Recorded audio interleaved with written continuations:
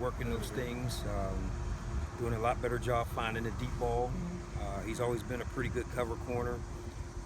He's also a lot more physical this year. He's gotten a little bit bigger, he's gotten a little bit faster and stronger, and he's off to a great start so far.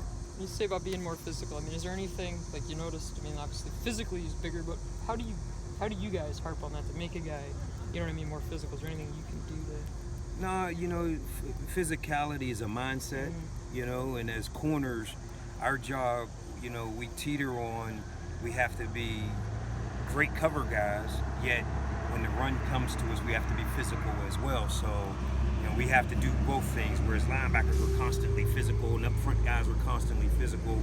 You know, our job has to be somewhat finesse when we're covering, because if we're too handsy, the flags are coming out. So, you know, we just have to have a great mindset that when the runs come to us, you know, we got to be willing tacklers, and you know, he's doing a great job doing that right now. Speaking of flashing and big hits, Jonathan Sutherland, when we were here, had a pretty big hit over the middle.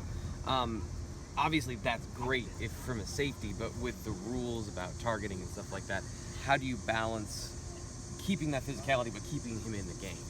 Yeah, that's a tough one. You know, the main thing is we can't ever lead with the head.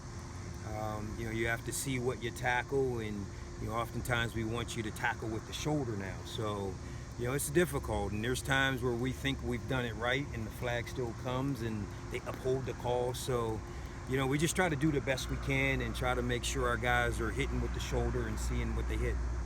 Terry, on signing day, you said Keaton Ellis, you evaluated him as the best cornerback in the country that you saw on film. Has he backed that up since he got here in January, and where is his trajectory right now?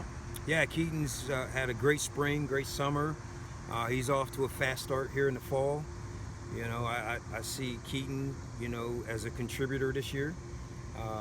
Where exactly, that still is to be determined, but he's off to a great start. You know, we're really excited about him. You know, the kid just seems to make plays, and you know, he's super smart, so he doesn't make mental errors, so the trust is growing fast. How close are you guys finding the safety next to GT, picking the starter? Well, Lamont Wade's doing a great job. You know, right now he's a very vocal leader. He's getting our guys lined up, getting them in the right positions. And, you know, he had a heck of an interception the other day at practice. And, you know, that first unit right now, they're gelling really, really well. So they look good. And we'll just continue to work. And, you know, we got a lot of time before that first game to decide what the true lineup will be. Not a lot of the corners. Go ahead. What is the difference maybe between you know, Brisker and Wade? Are they you know, very similar to each other? Do they have different playing styles? Can you compare and contrast a little bit? Well, I mean, the obvious, you know, just looking at them physically, Brisker's just bigger. But Lamont, you know, has experience in the system. He knows the system better. They're both fast guys. They both run 4.4. They're both physical. They both can cover. So other than just what they look like, those two guys they're very similar type players. So, you know, they're battling it out, and you know, I can see both of them playing a lot of football for us. Not a lot of corners across the country play outside and then kick inside when you have a nickel defense. For John Reed to be able to do that, obviously, it's not just from physically, it's a different world, but I imagine from technique as well. How hard is it to go from that outside technique to an inside technique? And is there anybody else on the roster who you see can potentially do that as well?